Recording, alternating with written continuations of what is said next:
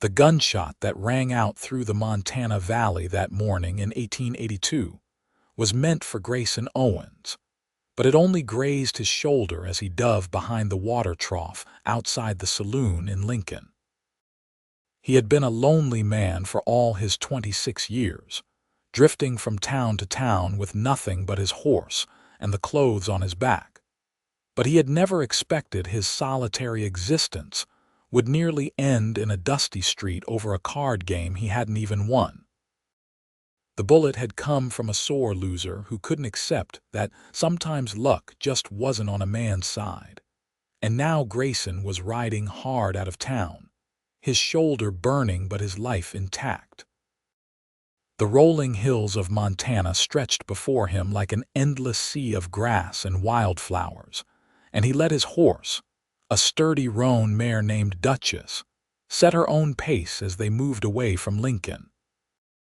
The sun climbed higher in the sky, warming the cool spring morning, and Grayson pressed his bandana against his wound to slow the bleeding. It wasn't deep, just a furrow along the meat of his shoulder, but it stung something fierce and reminded him that his lifestyle was catching up with him. He was tired of running, tired of empty rooms and emptier conversations, tired of waking up each morning with nothing to look forward to but more of the same. After an hour of riding, he heard something that made him pull Duchess to a stop. A voice, clear and sweet as honey, was singing somewhere nearby.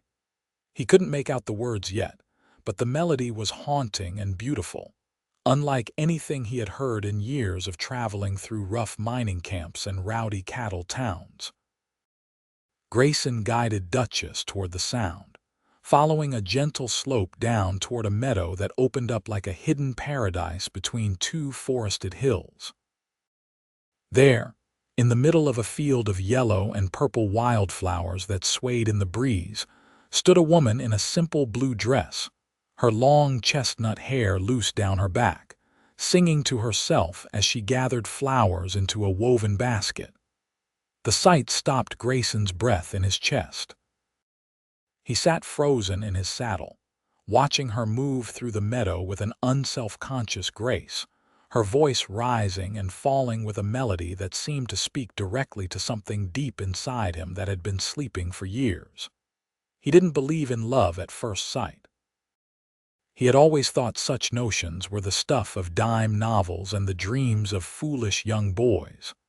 But in that moment, watching this woman sing to the flowers and the sky, Grayson Owens knew with absolute certainty that she was the one. The thought hit him with the force of a physical blow, leaving him dizzy and uncertain. He had never been a man given to sentiment or romantic fancy, but he could not deny what he felt in his bones. The woman turned, perhaps sensing his presence, and her singing stopped abruptly. Her eyes, which he could now see were a striking green even from this distance, widened in surprise, and then concern as she noticed the blood on his shirt. "You're hurt," she called out, her voice carrying clearly across the meadow. Grayson dismounted, suddenly aware that he must look a sight, dusty and bleeding, appearing out of nowhere like some wild creature. "It's not as bad as it looks," he said, his own voice sounding rough compared to her musical tones. "Just a graze." She set down her basket and walked toward him with quick, purposeful steps, closing the distance between them until she stood just a few feet away. Up close, she was even more beautiful, with a heart-shaped face, full lips, and those extraordinary green eyes that seemed to see right through him. "That needs tending," she said firmly. "What happened?" "A misunderstanding in town," Grayson said, which was the truth if not the whole truth. "I'm fine, really. I didn't mean to disturb you. I heard your singing and I just wanted to make sure everything was all right." "Everything was perfectly fine until a wounded man appeared on horseback," she said, but there was no harshness in her tone, only a gentle teasing that made something warm bloom in his chest. "My name is Violet Vance. My family has a homestead just over that ridge." You should come back with me so we can clean that wound properly before it gets infected." "Grayson Owens," he said, tipping his hat with his good arm. "I don't want to be any trouble." "It's no trouble," Violet said. "Besides, you look like you could use a decent meal and a place to rest. We don't get many visitors out here, and my father always says we should help those in need." She picked up her basket of wildflowers and started walking toward the ridge she had indicated, clearly expecting him to follow. Grayson led Duchess and fell into step beside her, acutely aware of her presence, the way the sunlight caught in her hair, the small smile that played at the corners of her mouth. "You have a beautiful voice," he said, the words coming out before he could think better of them. She glanced at him and he saw a blush color her cheeks. "Thank you. I come out here to sing when I need to think. The meadow has always been my special place since we moved here 5 years ago." "What do you need to think about?" Grayson asked, genuinely curious. Violet was quiet for a moment, her fingers trailing along the tops of the tall grass as they walked. "Life, I suppose. The future. I'm 22 years old and everyone expects me to be married by now, but I haven't found anyone who makes me want to give up my freedom. Does that sound silly?" "No," Grayson said emphatically. "It sounds honest. I've never found anyone who made me want to stop drifting, so I kept moving.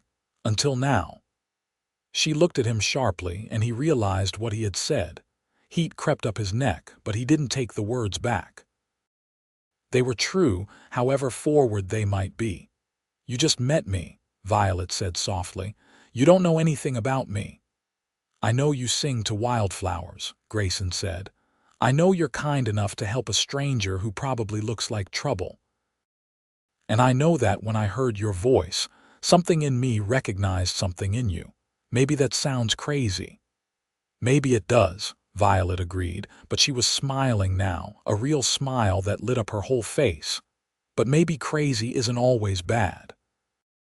They crested the ridge, and Grayson saw the Vance homestead spread out below them.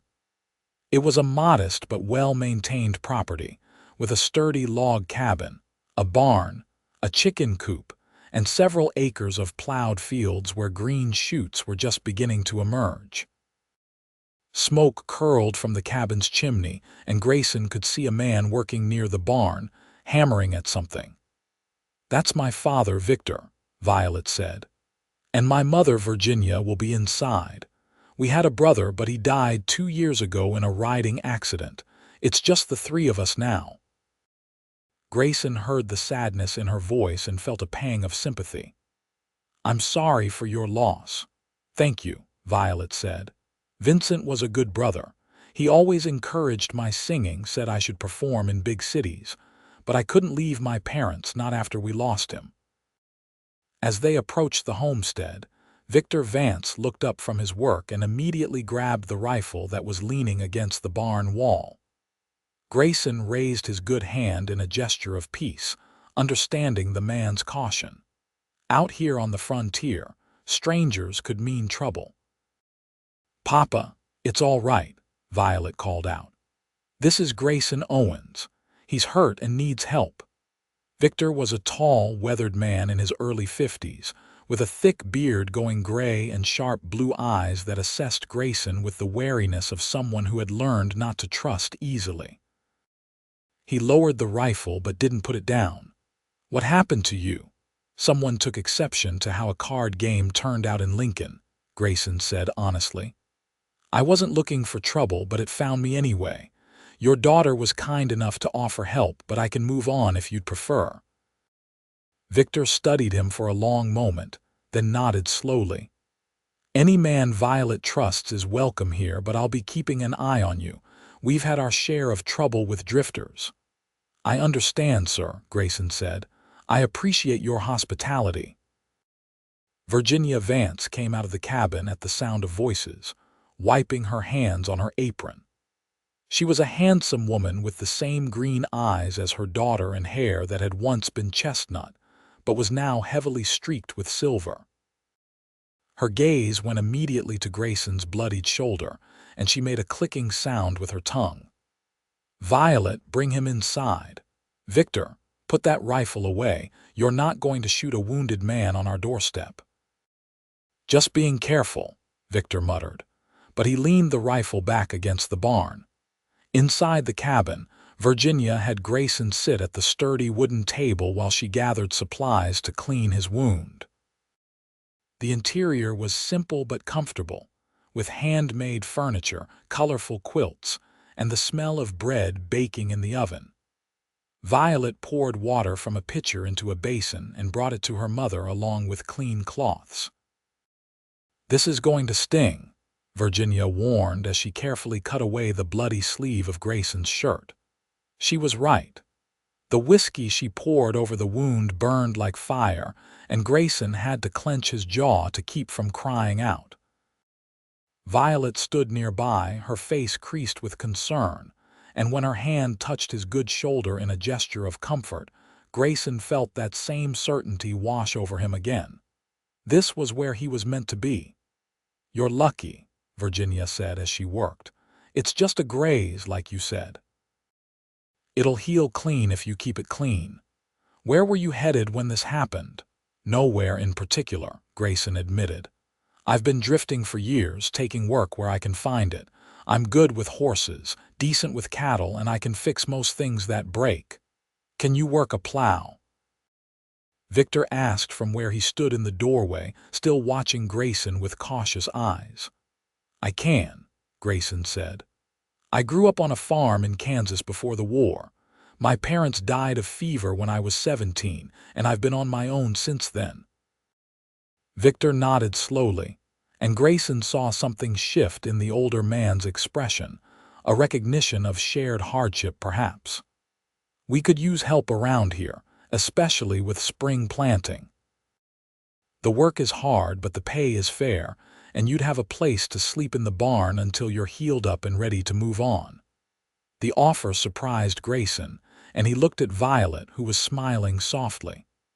"I'd be grateful for the work," he said, "and I promise you won't regret giving me a chance." "See that I don't," Victor said, but his tone had warmed slightly. Over the next few days, Grayson settled into life on the Vance homestead. His shoulder healed quickly under Virginia's attentive care, and he threw himself into the work with a determination that clearly impressed Victor. He repaired a broken gate, reinforced the chicken coop against predators, and helped Victor with the endless task of preparing the fields for summer crops. The work was hard but satisfying in a way that Grayson's wandering life had never been. But it was the evenings that he treasured most.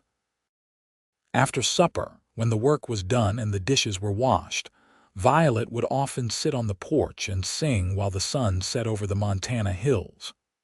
Grayson would find excuses to be nearby, mending tack or carving wood, just so he could listen to her voice. Sometimes she would sing old ballads her mother had taught her, sometimes hymns from church, and sometimes songs she seemed to make up on the spot, weaving melodies around the sounds of the evening birds and the wind in the grass. One evening, about a week after his arrival, Violet stopped singing mid-song and looked at him directly. "You don't have to pretend to work, you know. You can just listen if you want." Grayson set down the piece of leather he had been stitching and smiled ruefully. "Was I that obvious?" "Yes," Violet said, but she was smiling too. "Come sit with me properly." He moved to the porch steps where she sat and settled beside her, careful to maintain a respectable distance even though everything in him wanted to be closer. The setting sun painted the sky in shades of gold and rose, and the air was sweet with the scent of the wildflowers Violet had planted near the cabin. "Why do you love singing so much?" Grayson asked. Violet looked out at the horizon, her expression thoughtful. "It's the only time I feel completely free. When I'm singing, I'm not thinking about what I should do or what others expect of me. I'm just being exactly who I am in that moment. Does that make sense?" "Perfect sense," Grayson said. "I've been searching for that feeling my whole life." I thought I'd find it in the next town or the next job, but it was never there. Not until I heard you singing in that meadow." Violet turned to look at him, and in the golden light of the sunset, she was so beautiful that it hurt. "You really meant that, didn't you? What you said that first day about recognizing something in me?" "Every word," Grayson said quietly. "I know it's fast, and I know I'm nobody, just a drifter with nothing to his name. But Violet, I've never felt about anyone the way I feel about you. When I'm near you, everything makes sense. When I hear you sing, I feel like I've finally come home." Tears shimmered in Violet's eyes, but she was smiling. "You're not nobody, Grayson. You're kind and hard-working and honest, and I feel it too, that connection. I tried to tell myself I was being foolish, that you'd heal up and move on like every other drifter who's passed through here. But I don't want you to go." "Then I'll stay," Grayson said, his heart pounding. "If you'll have me, if your father will accept me, I'll stay here and build a life with you. I'll work harder than any man you've ever known. I'll spend every day trying to be worthy of you." "You already are," Violet whispered, and then she leaned forward and kissed him, soft and sweet and perfect. Grayson felt like every lonely year, every dusty road, every empty dawn had been leading him to this moment, to this woman, to this feeling of absolute rightness. When they pulled apart, both of them were smiling, and Grayson took her hand, marveling at how perfectly it fit in his. "I should talk to your father," he said. "Properly, I mean. Ask his permission to court you." "He already knows," Violet said with a laugh. "My mother told me yesterday that he said he could see which way the wind was blowing between us. He's just waiting to see if you're serious or if you're going to run." "I'm not running anywhere," Grayson said firmly. "Not now, not ever." They sat together on the porch until the stars came out, talking about everything and nothing, learning each other's hopes and dreams and fears. Grayson told her about growing up on his family's farm, about the parents he had loved and lost, about the loneliness that had driven him from town to town. Violet told him about her brother Vincent, and how his death had changed everything, about her love for this land and this life, about the dreams she had tucked away because they seemed impossible. What if they don't have to be impossible? Grayson said when she mentioned her brother's encouragement about her singing. What if you could still share your voice with more people? How? Violet asked. I'm not leaving my parents, and there's no one out here to sing for except the cattle and the birds. Not yet, Grayson said, an idea forming. But Lincoln is growing. Montana is growing. People are settling here, building lives and communities. Churches need choir singers. Town gatherings need entertainment. You don't have to go to some far-off city to share your gift. Violet's eyes lit up with possibility, and Grayson loved that he could give her that, could help her see a path forward that honored both her love for her family and her passion for music. The next morning, Grayson sought out Victor in the barn where the older man was mending harnesses.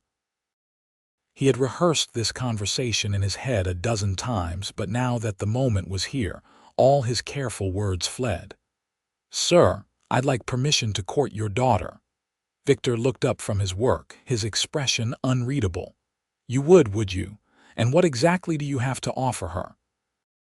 "You came here with nothing but a horse and a bullet wound." "That's true," Grayson admitted. "But I'm willing to work for everything else. I know I don't have much now, but I'm young and strong, and I'm not afraid of hard work. I'll build Violet the life she deserves, or I'll die trying." "Pretty words," Victor said, but his tone wasn't unkind. "My daughter is precious to me, Owens. She's all we have left since we lost our boy. If you hurt her, if you make promises you don't keep, you'll answer to me." "I understand, sir," Grayson said. "And I swear to you, I'll spend every day of my life making her happy." Victor studied him for a long moment, then set down the harness and stood. He held out his hand, and when Grayson shook it, The older man's grip was firm and warm. "I believe you mean that. And I've seen the way she looks at you, the way she's been singing even more than usual. You have my permission, but you also have my expectations. Prove yourself worthy of her trust." "I will," Grayson promised.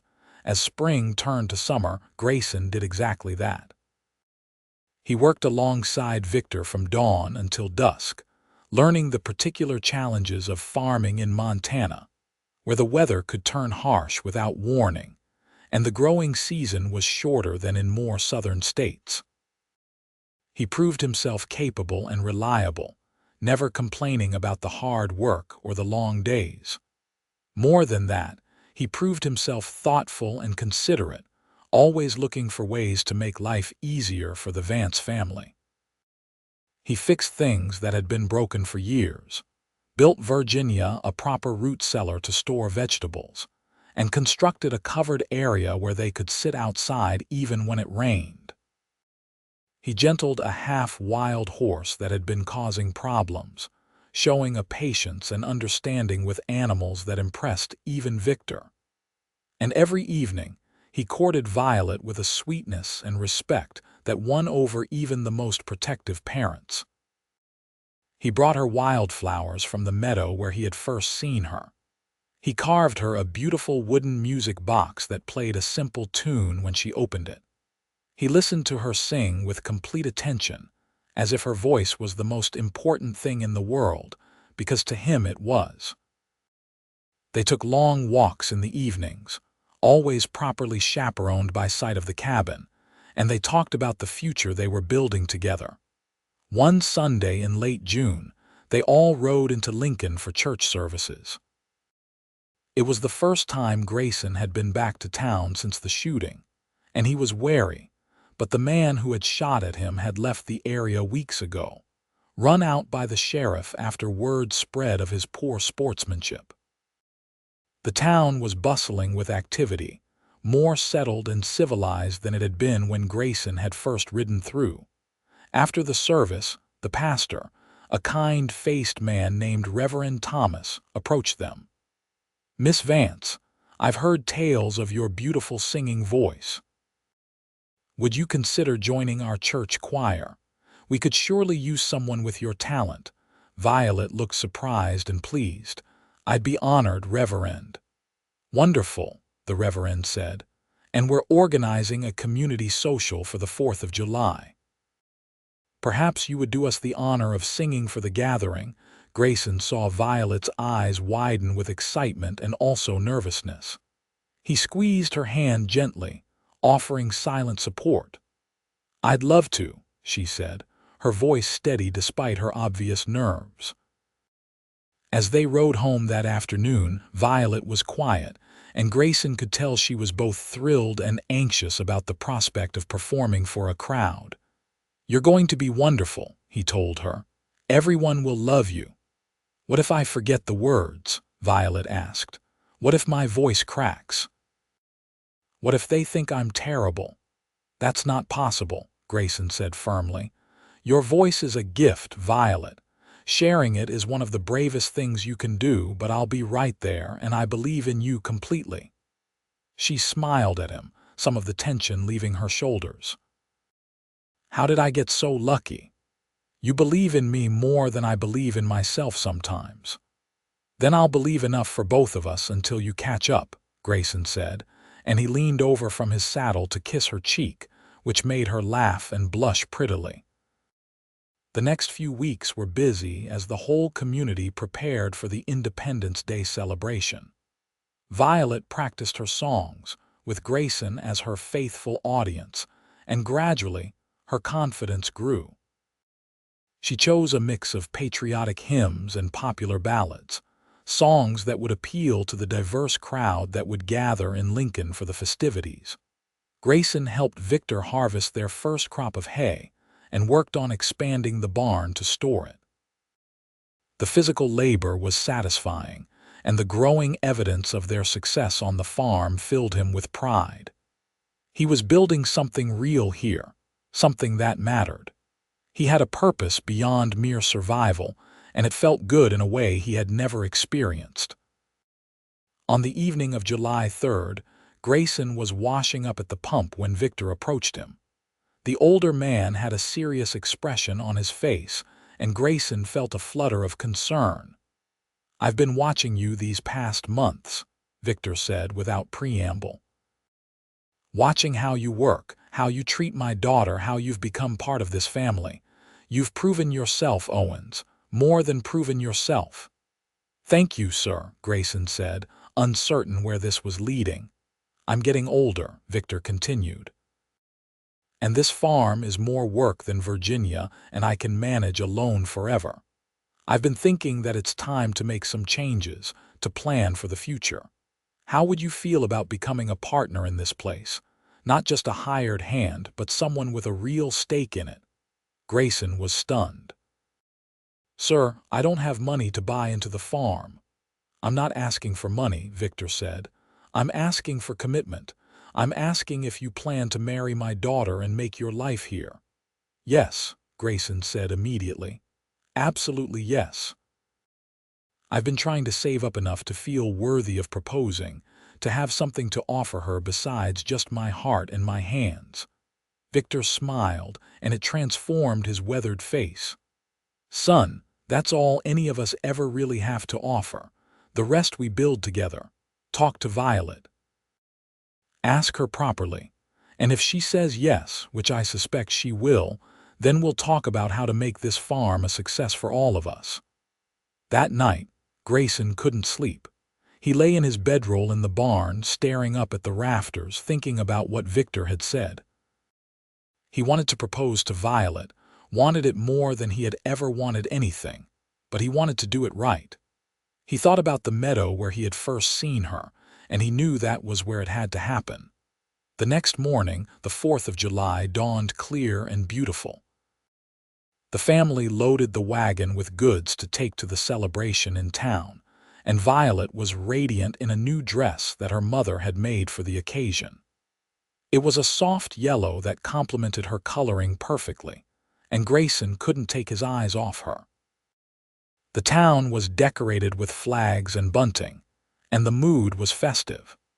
There were games and contests, food and drink, and music provided by a small group of musicians with fiddles and guitars. Violet was scheduled to sing after the speeches and before the evening dance, and as the time approached, Grayson could see her growing nervous. He found her behind the church, taking deep breaths and looking pale. "Hey," he said softly, "remember what I told you. You're going to be wonderful." "I feel sick," Violet confessed. "There are so many people." "Look at me," Grayson said, taking her hands. "Just look at me while you're singing and pretend it's just us, like all those evenings on the porch. Sing for me, and I promise everything else will fade away." Violet nodded, her fingers tight around his. "Okay, I can do this." "I know you can," Grayson said. "You're the strongest person I know." When Violet walked out to the platform that had been set up in the town square, every eye turned to her. Grayson stood at the front of the crowd, giving her an encouraging smile, and he saw her find him and focus on him. Then she opened her mouth and began to sing. The first note was pure and clear, cutting through the afternoon air like a bell. The crowd fell silent, transfixed. Violet sang the Star-Spangled Banner with such emotion and beauty that Grayson saw people's eyes fill with tears. She followed it with Shenandoah, her voice soft and haunting, and then finished with Ora Lee, a love song that she sang directly to Grayson, never breaking eye contact. When she finished, there was a moment of absolute silence, and then the applause was thunderous. People cheered and whistled, and Violet's face flushed with pleasure and relief. The pastor was beaming, and several people immediately approached her to offer praise and ask when they could hear her sing again. Grayson waited until the initial rush subsided, then made his way to her side. "I told you," he whispered in her ear. "They loved you." "I couldn't have done it without you," Violet said, her eyes shining. "You give me courage." As the evening progressed, there was dancing and more food, and Grayson danced with Violet until they were both breathless and laughing. But he kept thinking about the ring he had hidden in his pocket, a simple gold band he had bought from the jeweler in town weeks ago, spending nearly every cent he had saved. He kept waiting for the perfect moment, but the crowd never thinned, and he wanted this proposal to be private, to be special. Finally, as the sun began to set and people were lighting lanterns and torches for the evening festivities, Grayson leaned close to Violet. "Come with me. I want to show you something." She looked at him curiously but nodded, and they slipped away from the celebration.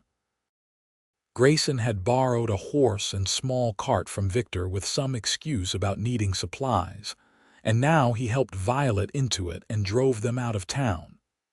She didn't ask where they were going, seeming content to trust him, and that trust made his heart swell. The sun was painting the sky in brilliant shades of orange and pink when they reached the meadow where Grayson had first seen her. The wildflowers were in full bloom now, even more abundant than they had been in spring, and the beauty of the place took his breath away all over again. "This is where it all began," Grayson said as he helped Violet down from the cart. "This is where I heard you singing and knew that my life would never be the same." Violet looked around the meadow, her expression soft with memory. "I come here and think about that day sometimes. How scared you looked under all that dust and blood, how certain you seemed when you said you recognized something in me." "I want to bring you back here for another reason," Grayson said, his heart pounding so hard he was sure she could hear it.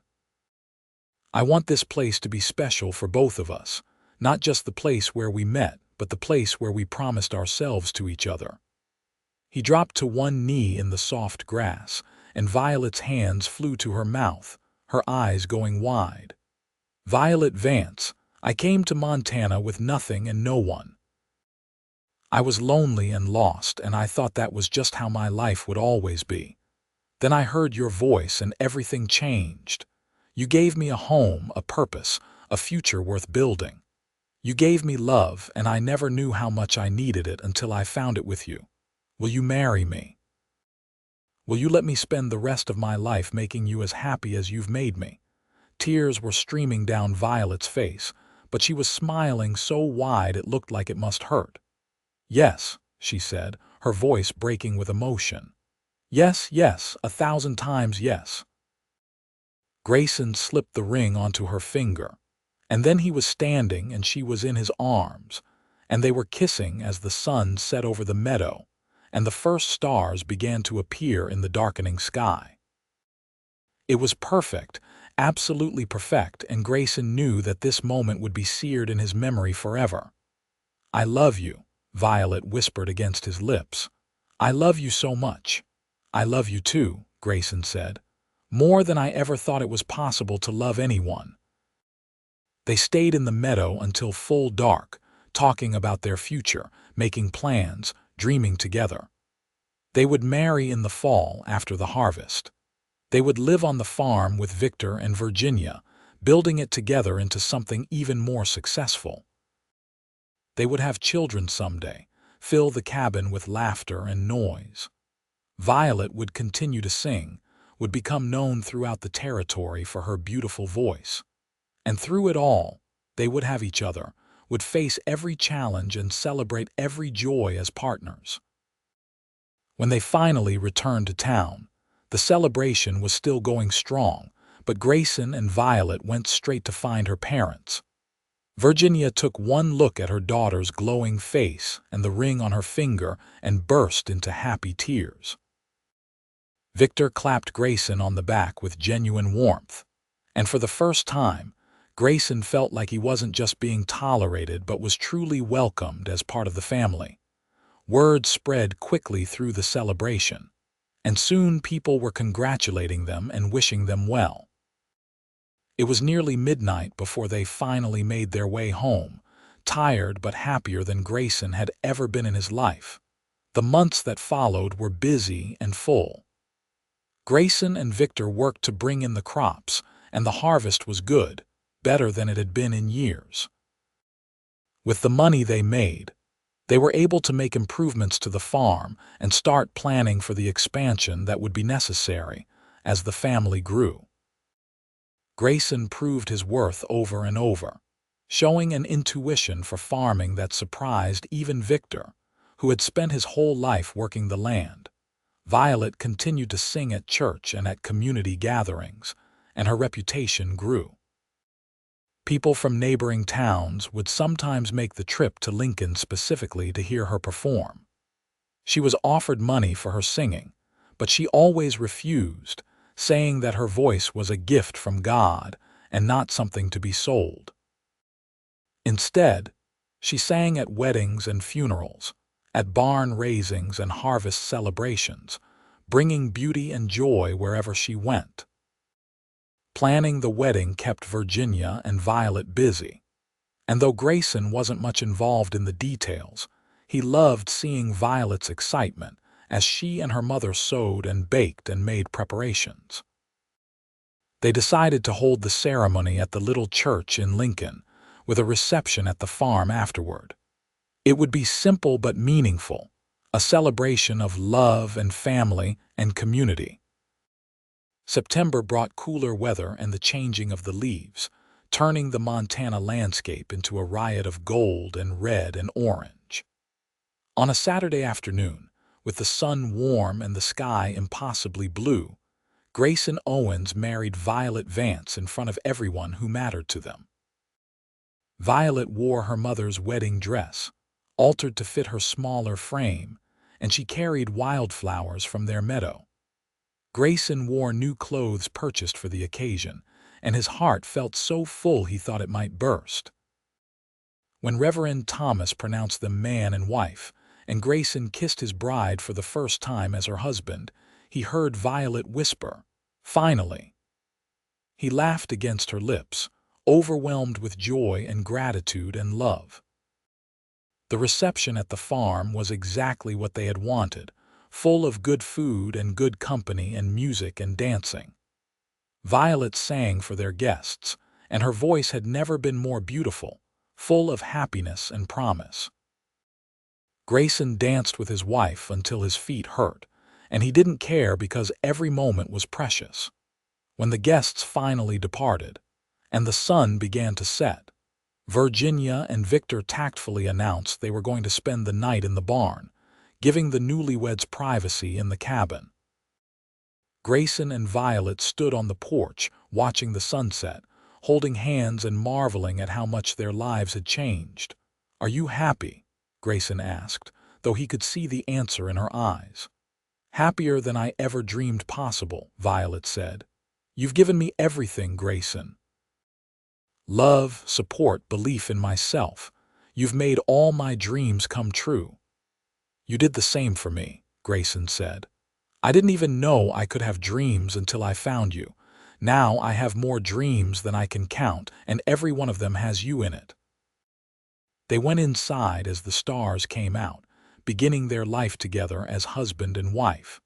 And Grayson sent up a silent prayer of thanks for the bullet that had missed, for the horse that had brought him to the meadow, for the song that had led him to the love of his life. That winter was hard, as Montana winters always were, with snow that piled high and temperatures that dropped well below freezing. But the cabin was warm and tight, and the four of them worked together to keep the animals fed and safe. Grayson spent long evenings by the fire with Violet, reading to her from books they borrowed from the pastor, teaching her some of the songs his mother had taught him as a child, just talking about everything and nothing. By the time spring returned, Violet was expecting their first child, and the news filled the whole household with joy. Virginia fussed over her daughter, making sure she rested enough and ate properly. Victor started building a cradle, working on it in the evenings with meticulous care. And Grayson found himself overcome with protectiveness and wonder every time he thought about the baby growing inside his wife. "Do you hope for a boy or a girl?" Violet asked him one evening as they sat on the porch, watching the sunset. It had become their ritual, this evening time together, and Grayson treasured it. "I don't care," Grayson said honestly. "As long as the baby is healthy and you're safe, nothing else matters." "If it's a boy, I want to name him Vincent after my brother," Violet said. "If that's all right with you." "It's perfect," Grayson said, kissing her temple.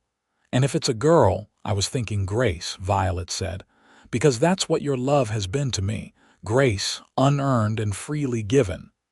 Grayson felt his eyes sting with tears. "That's beautiful, just like you." The summer was busy with planting and tending the crops, and Violet's belly grew round as the plants grew tall. She still sang, her voice taking on a new richness, and Grayson loved to place his hand on her stomach and feel the baby kick while she performed. It felt like a miracle, this new life they had created, and he found himself thinking often about his own parents, wishing they could have met Violet, could have known their grandchild. In early October, on a day when the autumn air was crisp and the leaves were falling like golden rain, Violet went into labor. Virginia took charge immediately, having assisted at many births, and she sent Victor and Grayson outside with instructions to stay out of the way. The two men paced and worried, hearing Violet's cries from inside the cabin and feeling helpless. "I should be in there," Grayson said for the 100th time. "She needs me." "She needs her mother right now," Victor said gently. "We'd just be in the way. Virginia knows what she's doing."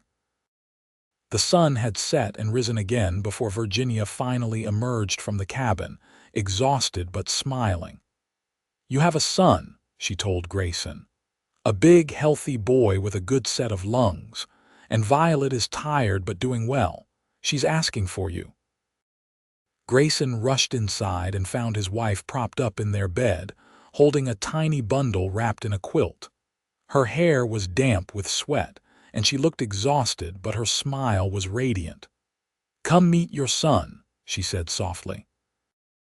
Grayson approached carefully, as if the floor might break beneath him, and looked down at the tiny face peeking out from the quilt.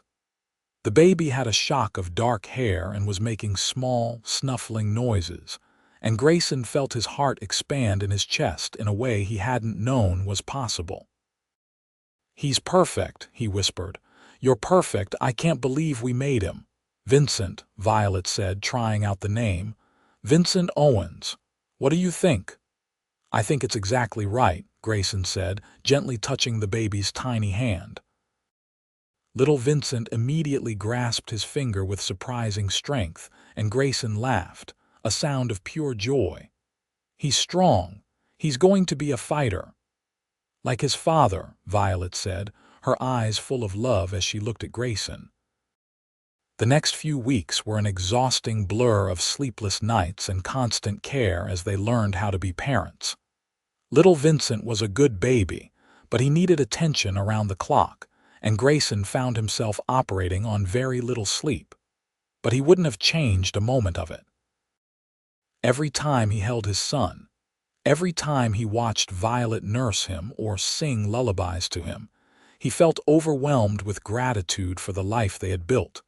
Virginia and Victor were doting grandparents, always ready to help, and their presence made the transition to parenthood much easier.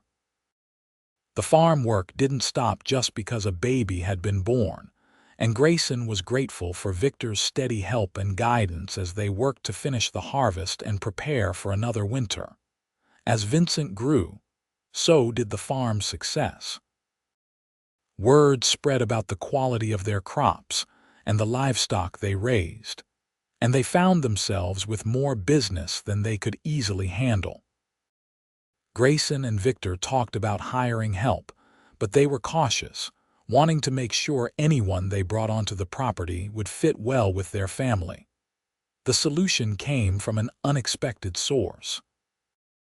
One day in the spring after Vincent turned one, a young man appeared at their door, hat in hand, asking for work. His name was Samuel, and he was escaping an abusive situation at another farm. He was 19, thin from poor feeding and desperate for a fresh start. Grayson saw something of his younger self in the boy and convinced Victor to give him a chance. Samuel proved to be a hard worker and a gentle soul, and he fit into the household easily. He was good with little Vincent, patient and kind, and he seemed to bloom under the Vance family's care. Within a few months, he had filled out, gained confidence, and become an integral part of their operation. The years that followed were full and busy. Violet had 2 more children, a daughter they named Grace as planned, and another son they named Gabriel. The cabin, which had felt spacious when Grayson first arrived, now rang with the sounds of children laughing and playing, and they had to build an addition to accommodate the growing family. Violet continued to sing, and her voice became known throughout Montana. She was invited to perform at the territorial capital, and though she was nervous about leaving the children for a few days, Grayson encouraged her to go. "Your gift deserves to be shared," he told her. "We'll manage here and you'll come back with stories to tell." She did go, with Grayson accompanying her, and her performance was received with such enthusiasm that she was offered a regular position performing for important visitors and events. She declined, preferring to stay close to home and family, but she did agree to make occasional trips for special performances. The farm continued to prosper under the combined efforts of Grayson, Victor, and Samuel. They expanded their operations, adding more livestock and diversifying their crops. They became one of the most successful homesteads in the region, known not just for their products, but for their fair dealing and good reputation. As the children grew, Grayson taught them everything he knew about farming, about horses, about working hard and treating people with respect. Vincent, the oldest, was serious and responsible, always eager to help his father and grandfather. Grace was spirited and musical like her mother, with a beautiful singing voice that she loved to show off. Gabriel was quiet and thoughtful, with a gift for working with animals that reminded Grayson of himself. Victor aged gracefully, growing slower but no less sharp, and he delighted in his grandchildren. Virginia remained the heart of the household, keeping everyone fed and cared for with tireless energy. And Samuel, who had arrived as a frightened boy, grew into a confident young man who was like a brother to Grayson and an uncle to the children. One evening when Vincent was 10, Grace was 7, and Gabriel was 5, the whole family gathered on the expanded porch to watch the sunset. It had become a tradition, this evening gathering, and Grayson treasured it. Violet was teaching Grace a new song, their voices blending beautifully. Vincent was helping Victor repair a bridle, their heads bent together over the work.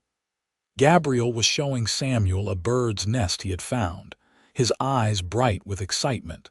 Grayson sat back, watching his family, and felt overwhelmed with gratitude. 17 years had passed since that morning when a bullet had sent him fleeing from Lincoln, leading him to a meadow where a woman sang to wildflowers. 17 years since he had known, with absolute certainty, that Violet was the one. Every promise he had made to her, to Victor, to himself, he had kept. He had built a good life, a life filled with love and purpose and meaning. "What are you thinking about?" Violet asked, settling beside him with a gentle smile. Even after all these years, after 3 children and countless challenges, she was still the most beautiful woman he had ever seen. "About how lucky I am," Grayson said, taking her hand. "About how a lonely cowboy heard a woman singing and found everything he never knew he needed." "I was singing about loneliness that day," Violet said softly. "About feeling like I would never find the right person, never find someone who understood me. And then you appeared, like an answer to a prayer I hadn't known how to pray." "We found each other," Grayson said. "And every day since has been a gift." "Papa," Grace called out. "Mama is teaching me the song you said your mother used to sing. Will you sing it with us?" Grayson wasn't much of a singer, especially compared to his wife and daughter, but he never refused when they asked him to join in. He stood and moved to where they sat, adding his rough voice to their beautiful ones, and felt his heart swell with contentment. As the sun set and the stars began to appear, painting the Montana sky with light, Grayson thought about all the roads he had traveled, all the towns he had passed through, all the lonely nights and empty mornings. Every step had been leading him here, to this family, to this love, to this life. He had been lost and he had been found. He had been lonely, and now he was surrounded by love. Years continued to pass, bringing changes and challenges and joys. Victor eventually passed away peacefully in his sleep at the age of 76, having lived to see his grandchildren grow into fine young people. His death was sad but not tragic, and the whole family took comfort in knowing he had lived a full and happy life. Virginia lived several more years, remaining active and involved until the end. When she passed, also peacefully, Violet grieved but was grateful for the time they had been given together. The house felt emptier without her parents, but it was also filled with the next generation. Vincent grew up to take over much of the farm operations, working side by side with his father. He married a kind woman named Sarah from a neighboring homestead, and they had children of their own, expanding the family further. Grace's musical talent led her to become a music teacher, traveling between the growing towns in the territory and teaching children to sing. She married a school teacher named Peter, and they settled in Lincoln. Gabriel, true to his childhood interests, became known as one of the best horse trainers in Montana, and his expertise was sought after throughout the territory. Samuel eventually married a widow from town who had 2 children of her own, and Grayson and Violet helped him build a cabin on the edge of their property. He remained part of their family, and his children grew up alongside the Owens' grandchildren, all of them as close as blood relatives. Through it all, Grayson and Violet remained devoted to each other. They still took evening walks, still sat on the porch and watched the sunsets, still found time to be alone together and remember where they had started. On their 25th wedding anniversary, Grayson surprised Violet by taking her back to the meadow where they had first met. It was spring again, and the wildflowers were in bloom, just as they had been all those years ago. They walked through the flowers hand in hand, and Grayson asked Violet to sing for him.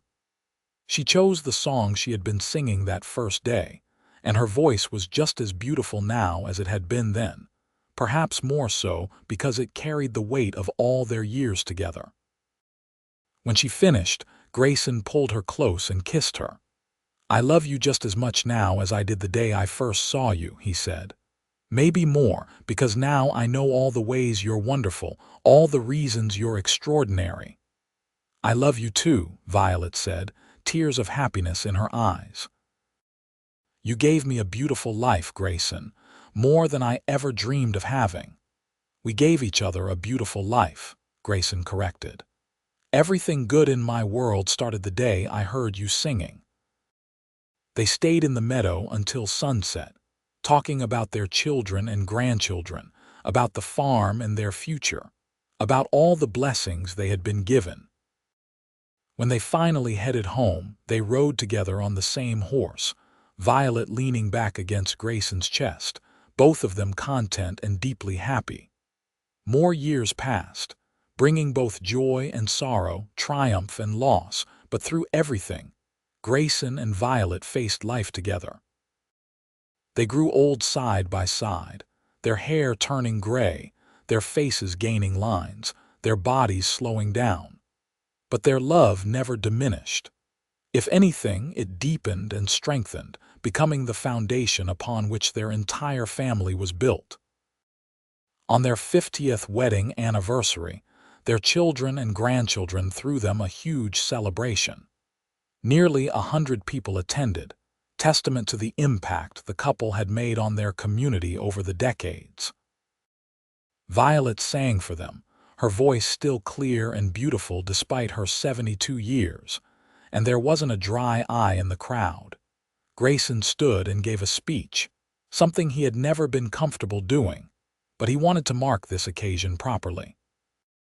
50 years ago, he said, his voice steady despite his emotion, I was a lonely drifter with nothing to my name and no hope for the future. Then I heard a woman singing in a meadow and my life changed forever. Violet, you've been my partner, my love, my best friend, and the mother of my children. You've made me a better man than I ever could have been alone. Every day with you has been a gift, and I'm grateful for every single one. The applause was thunderous, and Violet came to stand beside him, taking his hand. And I'm grateful for you, she said. For your steady love, your hard work, your devotion to our family. You were worth waiting for, Grayson Owens, and I'd do it all again in a heartbeat. They kissed, to the cheers of their family and friends, and Grayson felt the same certainty he had felt 50 years ago in that meadow. She was the one. She had always been the one, and he was the luckiest man alive to have found her. As they moved into their 70s, Grayson and Violet slowed down, letting their children and grandchildren take over most of the work of the farm. They spent their days in comfortable routines, still taking walks when the weather was good, still sitting on the porch in the evenings, still finding joy in each other's company. They had lived full lives, had loved deeply and been deeply loved in return, and they had no regrets.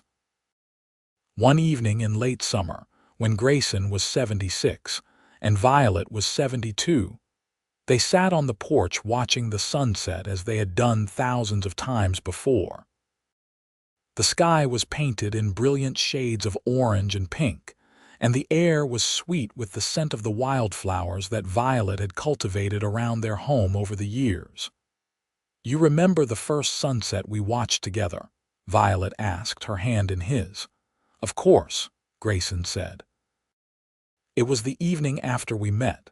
You sang, and I carved leather and pretended I wasn't just making excuses to be near you. Violet laughed, the sound still musical after all these years. I knew what you were doing. I liked it. I was so nervous, Grayson admitted. I wanted to tell you how I felt, but I was sure you'd think I was crazy.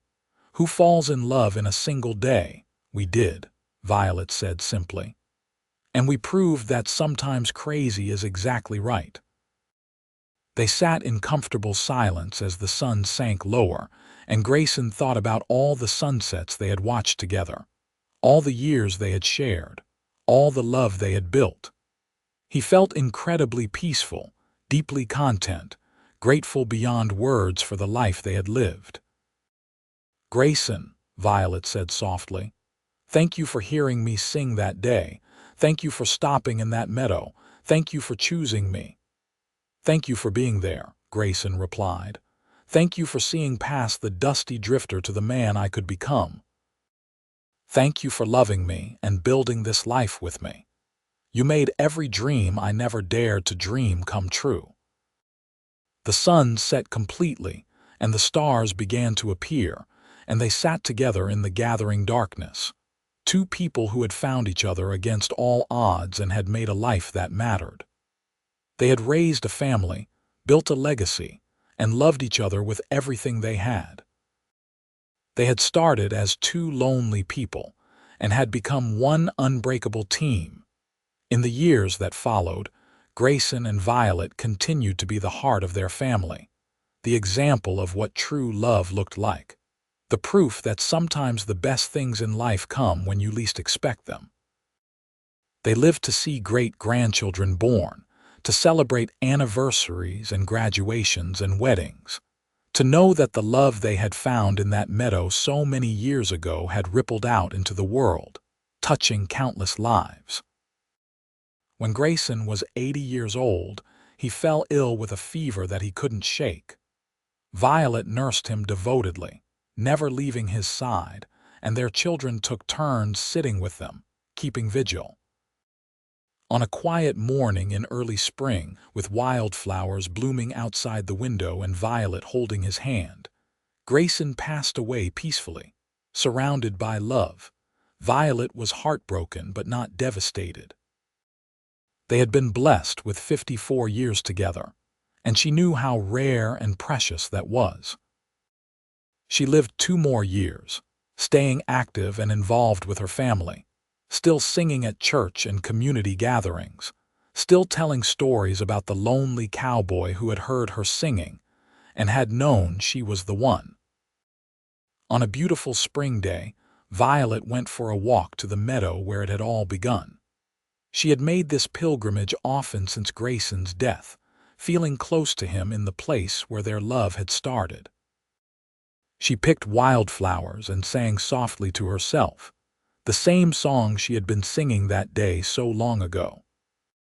When her family found her later that afternoon, she had passed peacefully, a smile on her face, flowers in her hands, looking for all the world like she had simply fallen asleep in the warm sunshine.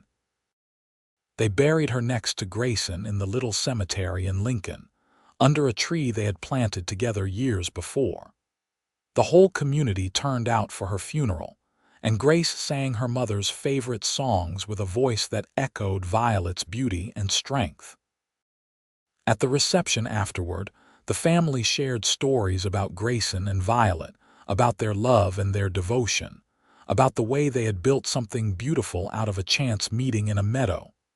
Vincent stood to give a toast, his own hair now gray, his face lined with age. "My parents taught us that love is a choice you make every day," he said.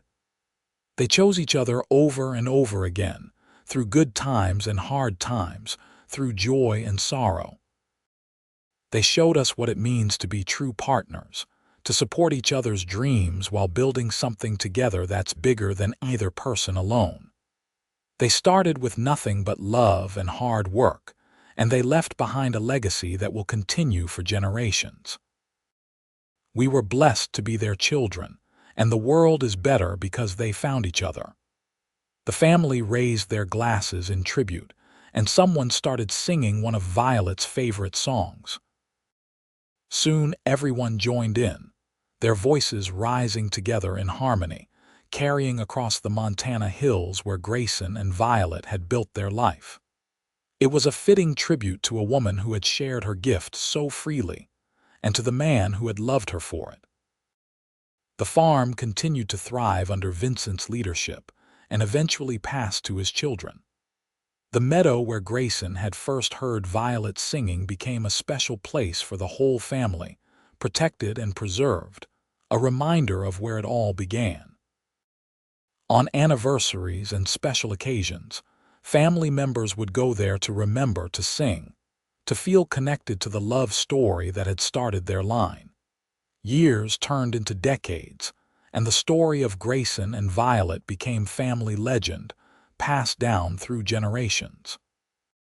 Great-great-grandchildren who never knew them still heard about the lonely cowboy who had been saved by a bullet's grace, who had followed a song to his destiny, who had known with certainty that the woman singing in the meadow was his one true love. They heard about Violet, who had given her heart to a stranger and had never regretted it, who had built a beautiful life through her love and her music, who had touched countless lives with her kindness and grace. The little church in Lincoln, which had been the site of their wedding and later their funerals, placed a small plaque in their honor. It simply read, "Grayson and Violet Owens. Their love built a legacy. Their song continues." And it did continue. The children and grandchildren and great-grandchildren they had raised carried forward the values they had lived by.